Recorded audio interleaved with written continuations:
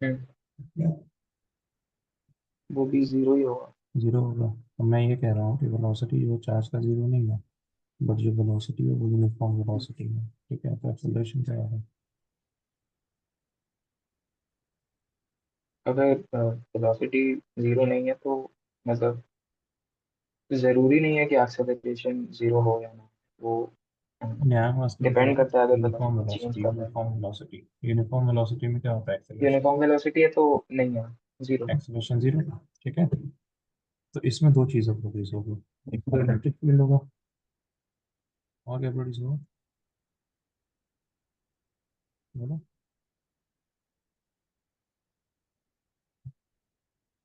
बोलो। क्या सर?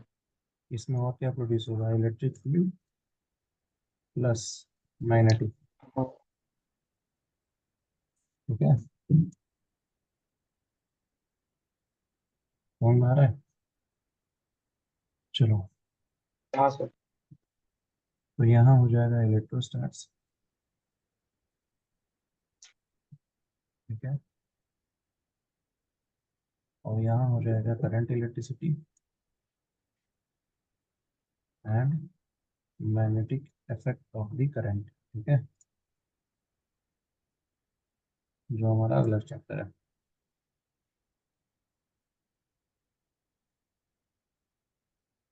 यहाँ तो कोई डाउट है? बोलो। यहाँ तो हाँ कोई सर, डाउट है? आगे सर। चलो, अब नहीं सर। नेक्स्ट है हमारे पास कि हमारे पास वेलोसिटी तो नॉट इक्वल टू जीरो है, और एक्सेलरेशन भी नॉट इक्वल टू जीरो है। तो यहाँ पे क्या प्रोड्यूस होगा? बोलो। पहला, इलेक्ट्रिक फील्ड, और दूसरा मैग्नेटिक फील्ड,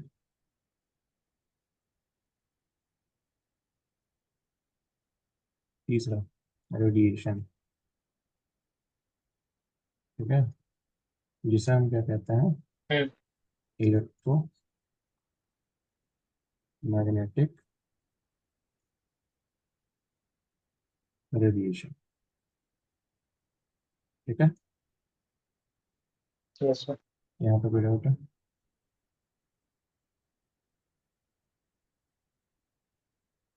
इसमें हमारे पास क्या होता है कि जो इलेक्ट्रिक फील्ड और मैग्नेटिक फील्ड रहता है ना, वो क्या होता है बेटा? बताओ। इलेक्ट्रिक फील्ड और मैग्नेटिक फील्ड क्या होता है? वेक्टर।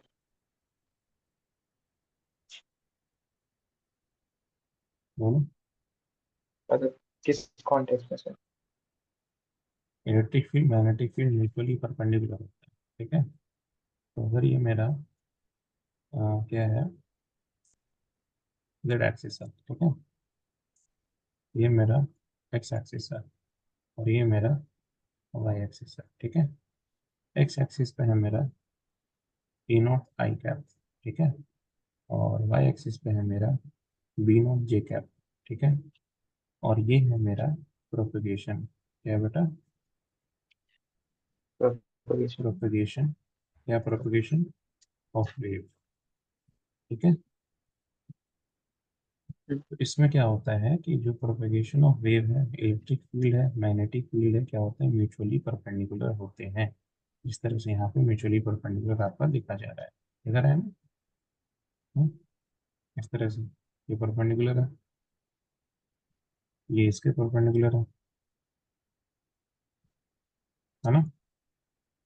यस और नो? चलो, यस सर। फिर उसके बाद ये तुमको वाई और जेड एक्सिस परपेंडिकुलर है। ऐसे ले लो। ठीक है, समझ गया ना? तो इस केस में क्या होगा? प्रोपगेशन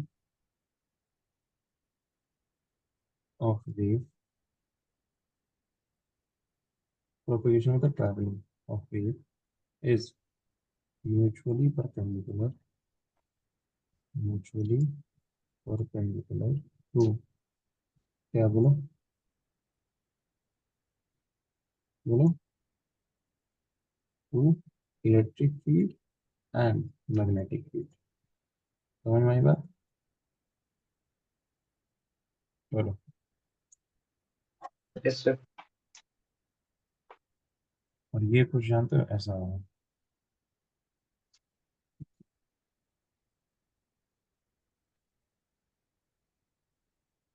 ये कुछ ऐसा होगा,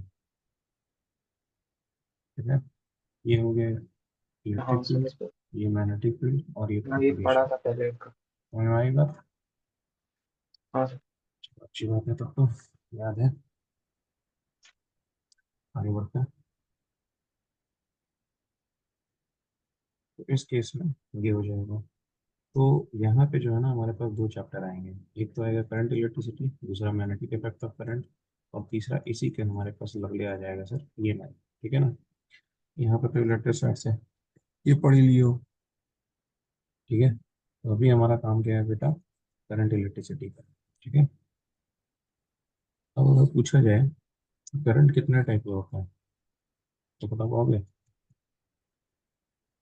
बोलो। करंट कितने टाइप का होता है? कैसे? करंट कितने टाइप का होता है? करंट करंट हाँ, करंट। बोलो।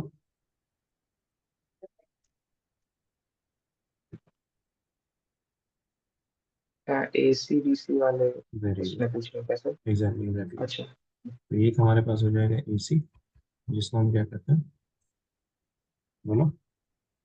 Alternating current. ठीक है, अल्टरनेटिंग करंट। और दूसरा हमारे पास क्या है बेटा? बताओ। Direct. DC, direct current. Direct current. इसका हमारा एक ग्राफ होता है, बड़ा अच्छा से रिप्रेजेंटेशन होता है सर। कि हमारे पास क्या है? ये हमारा I है, ठीक है, और ये हमारे पास T है। I, और ये करंट है I। जो ग्राफ है हमारे पास वो कुछ इस तरीके से जाता है।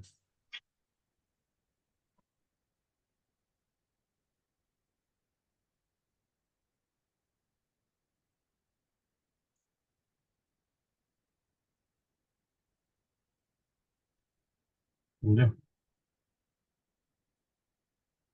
और ये यस।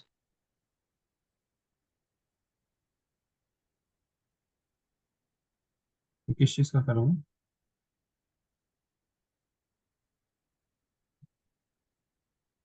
बोलो। मतलब किस चीज़ का करूँ ये? ये किस चीज़ का?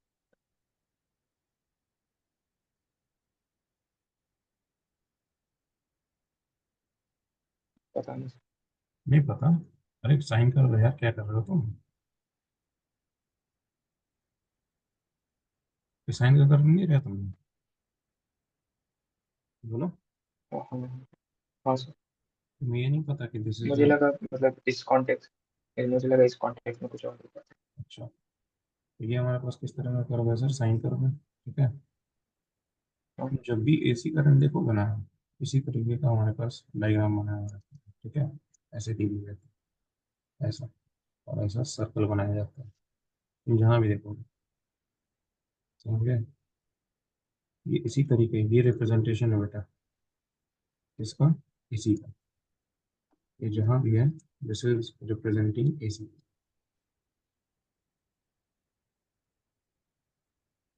ये हमेशा याद रखना। अभी तुम आओगे क्या कहते हैं, और मान लो तुमने ट्रेन से कभी ट्रैवल किया होगा, ठीक है ना, तो अगर चार्जिंग प्लग में कभी लगाओगे ना तो हमेशा ये वाला तुमको दिखेगा, 110 वोल्ट AC। 110 वोल्ट AC, ये तुम्हारे ट्रेनों में लगा रहता है, ठीक है। ये रेटिंग होती हम्म, है। तो ये है हमारे पास जो कर्व है, ये जो कर्व हमारे पास दिख रहा है तुम्हें, इस कर्व को हम क्या कहते हैं बेटा? ऑल्टरनेटिंग करेंगे, ठीक है। क्या दिख रहा है आपको? ऑल्टरनेट कर रहा है ना, कभी क्रेस्ट ट्रफ, क्रेस्ट हम्म, ट्रफ, क्रेस्ट ट्रफ।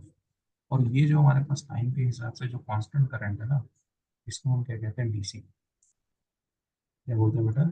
डीसी। और इसको हम क्या बोलते हैं? AC current.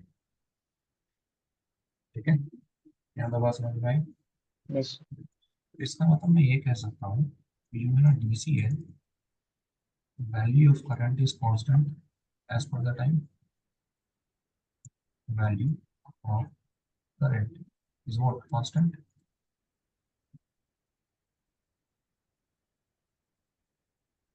Yes, constant yes. On increasing the time. ठीक है,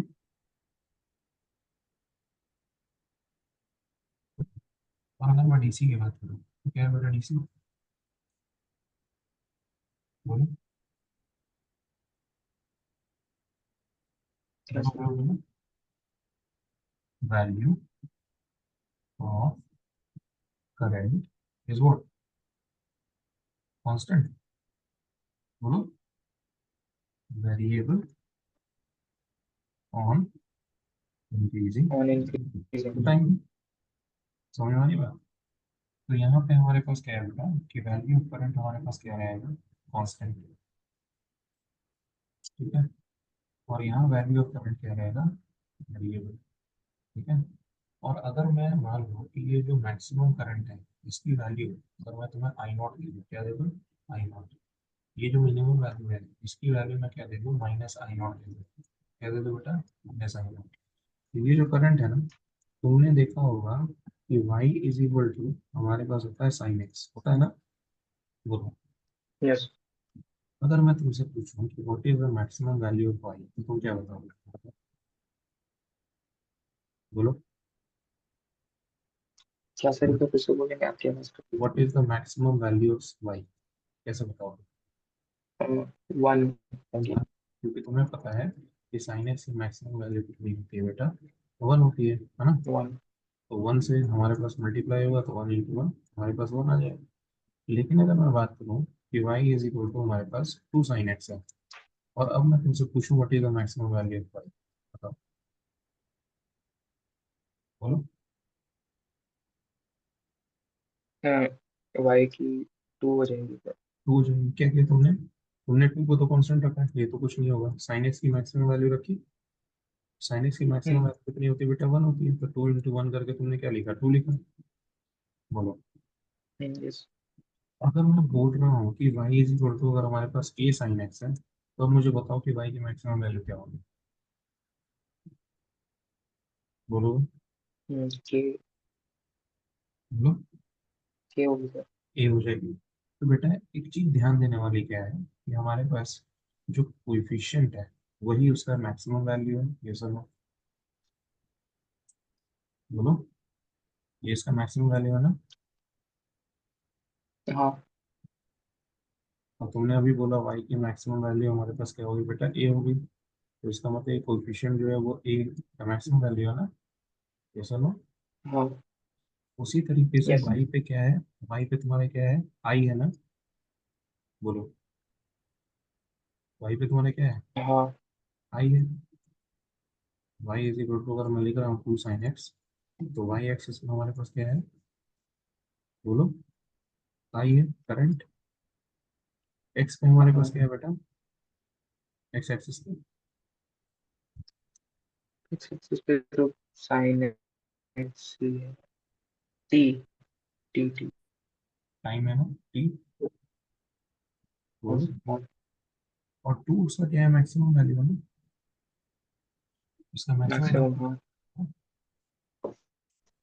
है ना? बोलो ये सब। बोलो, यस सर। तो यहाँ पे साइन टी मैं ले सकता हूँ क्या? बोलो, बोलिए सर।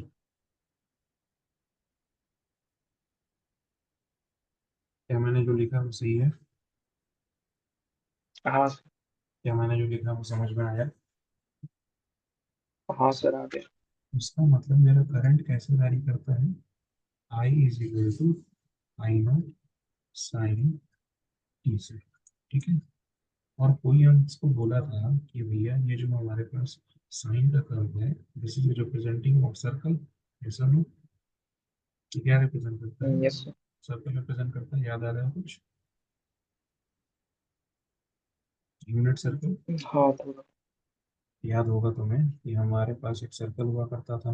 हाँ सर। उस सर्कल में हमारे पास वाई एक्सिस एक्स एक्सिस हुआ करता था। Class 11 maths. ये तुम्हारे पास क्या होता था बेटा? ये हमारा वन होता था।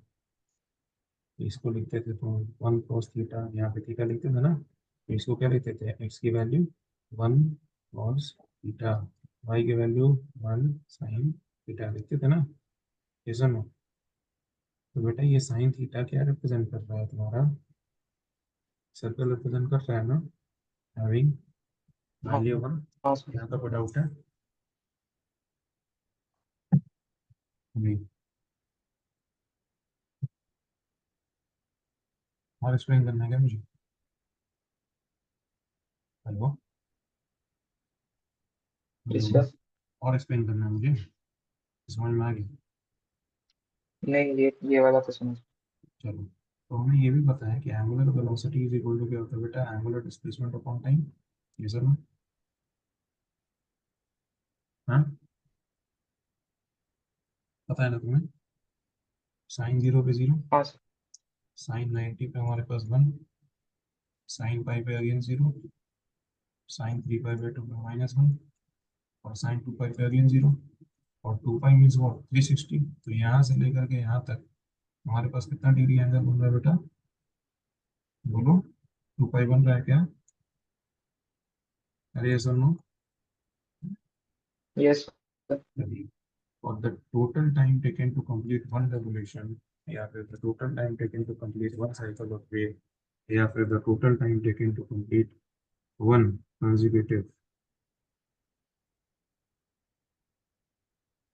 भाई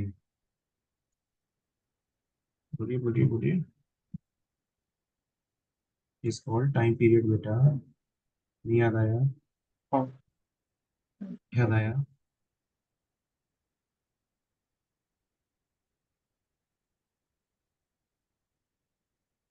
ठीक है, बोलो।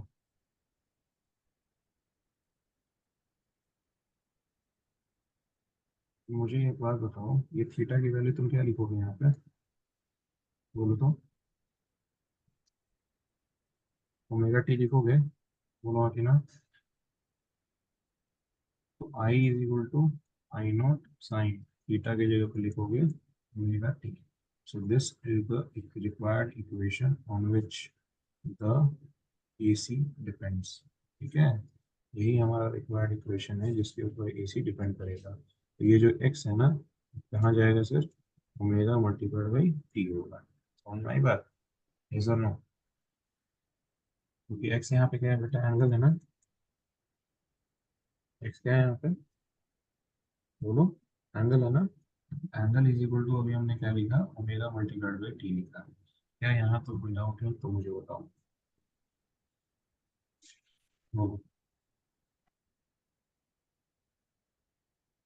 This equation represents the alternating current, represents alternating current। यहाँ पे कोई डाउट है? बोलो। नहीं सर, आगे सर। समझ में आ गई बात? Very good. अब उसके बाद आते हैं और भी चीज़ों के ऊपर। सबसे पहले हम ये डिफाइन करते हैं, चलिए आई और डी सी तो हमारे पास भैया कांस्टेंट ही रहेगा। ठीक है, तो नेक्स्ट चीज़ हमारे पास डिफाइन करना लायक है कि व्हाट इज करंट। करंट होता क्या है? बताइए। अभी तो मैं टाइप सी पूछ रहा था आपसे, अब सवाल उठता है कि what is the definition of current. क्या होगा definition of current? Current is the flow of charge नहीं, per unit time. Exactly, rate of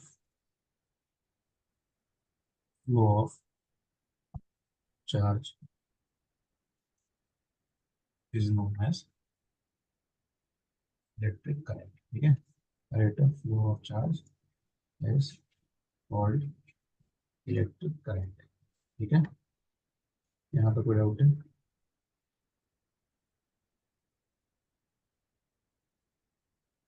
इसको नहीं क्या सर। डाउट होगा?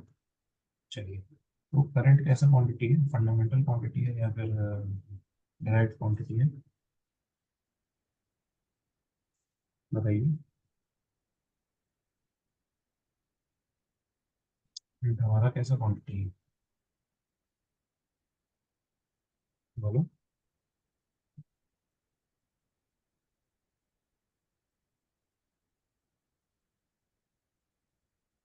आपकी आवाज़ कर दीजिए सर कुछ सर। मैं ये कह रहा हूँ कि करंट हमारे पास कैसी क्वांटिटी है? फंडामेंटल क्वांटिटी है या फिर डायरेक्ट क्वांटिटी है?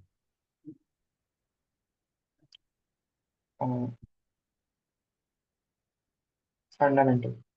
तो कितने फंडामेंटल क्वांटिटीज है बेटा? हम्म? कितनी फंडामेंटल? हम्म, आई थिंक 8 होती थी। 9 है बेटा। करंट आपकी क्या है बेटा? एक अच्छा। फंडामेंटल क्वांटिटी है। कौन कौन सा फंडामेंटल क्वांटिटीज है बता दो बेटा। लेंथ, मास, टाइम, हम्म, करंट, हम्म,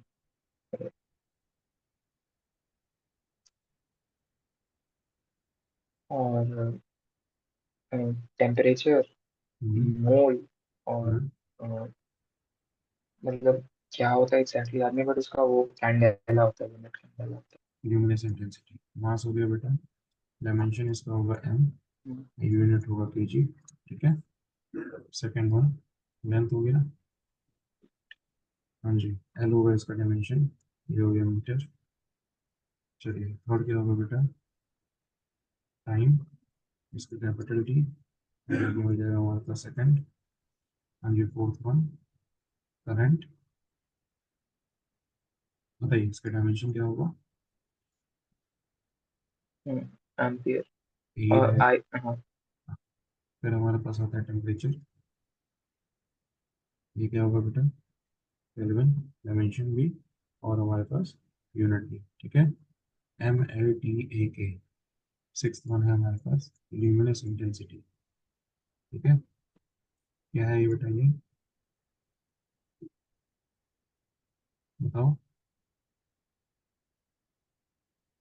इसका डायमेंशन तो है नहीं बेटा, CD होगा इसका। Candle, CD. हाँ। और हमारे पास आठवां बता दो।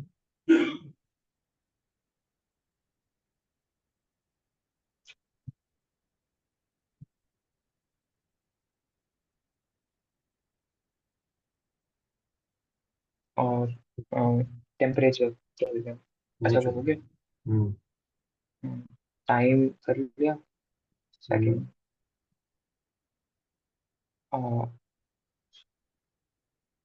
क्या था अभी तो इतना ही याद है मुझे। सात, फिर हम्म। सात।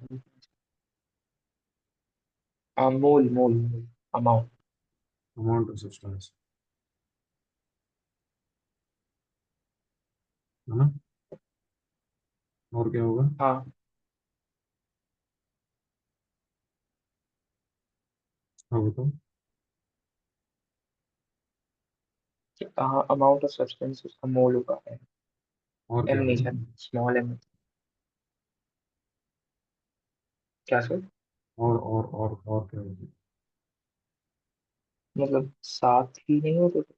नहीं नहीं, और भी है। सर वो याद नहीं। Angle. And solid angle. Radian. Amount of substance. ये क्या होगा बेटा? मोल। ठीक है। चलिए, इसके बाद हमारे पास ऐसे हैं जिनके डायमेंशन कतई पॉसिबल नहीं है, जिसमें आठवां आता है बेटा आपका एंगल, जिसमें हमारे पास क्या होता है? रेडियन। फिर आता है हमारे पास नाइन्थ नंबर, सॉलिड एंगल। ठीक है।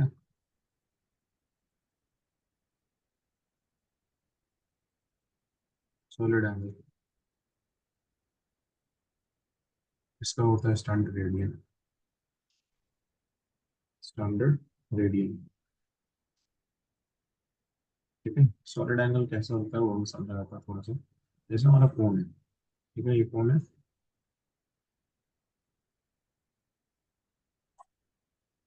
सॉलिड एंगल वो 3D वाला होता है।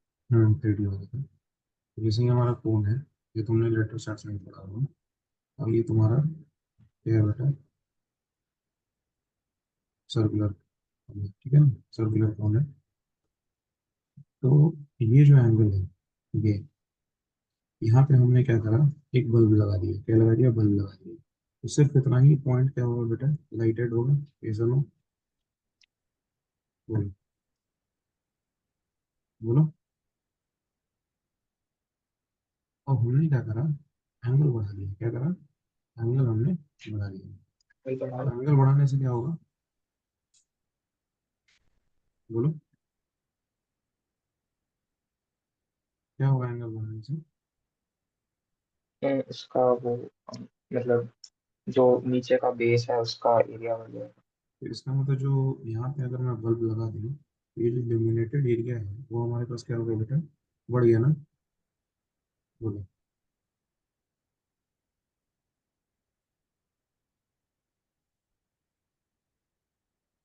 ये बढ़ गया नहीं illuminated area.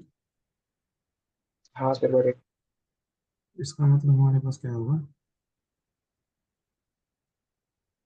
Area divided by r square, क्या होगा बेटा, area divided by r square. याद आया कुछ। हाँ।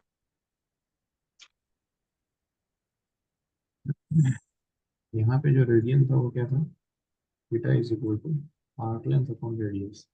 यहाँ पे जो हमारे पास होगा, omega is equal to area divided by r square. ठीक है।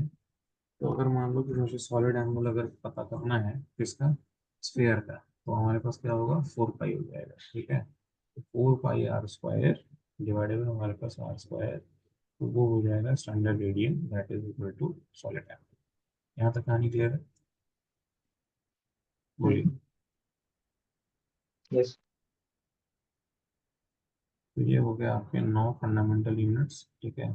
ये हमारे पास क्या होते हैं सर, अलग से ऐड किए गए हैं हमारे लिए, पहले से नहीं थे ये, तो बाद में ऐड हुआ है। ठीक है। और जब भी सेम चीज़ों का रेशियो होता है ना, तो उसका कभी जिंदगी में कोई डायमेंशन नहीं हो सकता, ये याद रखो। क्या बोला मैंने, अगर हमारे पास रेशियो होगा तो कभी भी हमारे पास डायमेंशन नहीं होगा। क्लियर है, बोलो।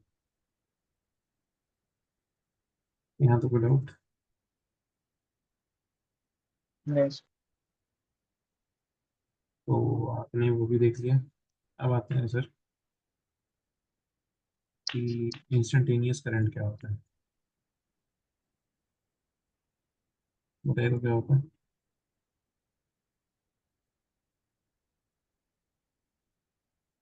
बोलो। Current is equal to d q upon d t. ठीक है। देखिए। वेयर क्यू यानी charge, q is in the function of time. ठीक है। और अगर मान लो तो मुझे एवरेज निकालना है, क्या निकालना एवरेज। है, एवरेज। तो एवरेज करंट हमारे पास हो जाएगा I is equal to delta Q upon हमारे पास डेल्टा टी। वो आएगा इसी से, कैसे आएगा, तुम डी टी को उधर लेकर ले जाओ, तो d q is equal to कितना हो जाएगा, I multiplied by d t हो जाएगा। बोलो ये समझ, इसको तुम टी वन से लेकर के टी टू तक, और इसको तुम क्यू वन से लेकर के क्यू टू तक। ठीक है। तो इसको जब इंटीग्रेट करोगे तो क्या निकलेगा, क्यू निकलेगा। ये समझ, ये क्यू वन हो गया, ये क्यू टू हो गया। करंट हमारे पास कॉन्स्टेंट है, बाहर निकल गया। डी टी का इंटीग्रेशन टी होता है, तो ये कहाँ से कहाँ तक होगा फटाफट, टी वन से लेकर के टी टू तक। ये सब अब तुम्हें बखूबी पता है, q two minus q one is equal to I into t two minus t one. अब तुमको एक और चीज़ पता है कि हमारे पास इसको क्या लिखते हैं बेटा, डेल्टा क्यू। ये हमारे पास आई इंटू क्या हो जाएगा, डेल्टा टी। तो हमारे पास आई क्या निकला बेटा, delta Q upon delta T, which is your average करेंगे। यहाँ तक कहानी क्लियर है सर। हाँ। एक तो हो गया ये। दूसरा हमारे पास ये इंपॉर्टेंट है। और तीसरा तो चार्ज निकालना है, ये इंपॉर्टेंट है, इंटीग्रेशन। ठीक है।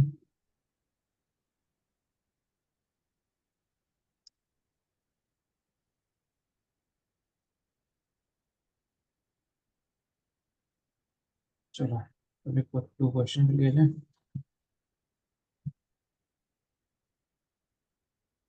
क्वेश्चन बता आपके पास।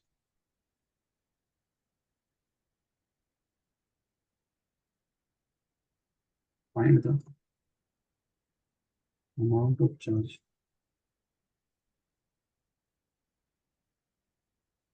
Many, find the current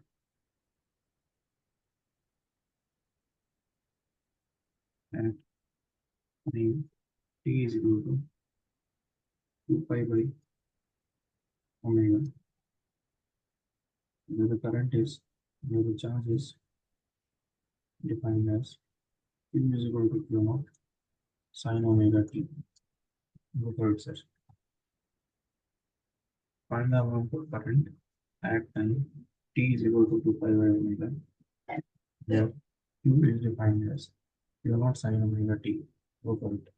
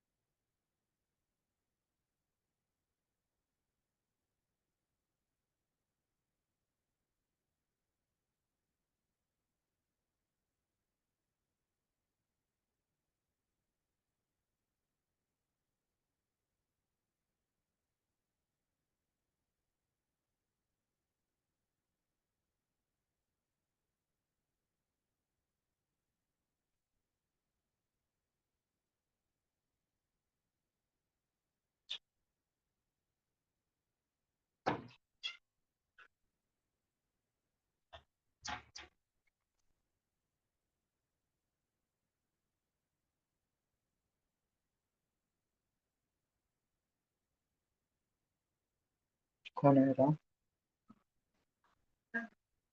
sir mute था सेकंड। ये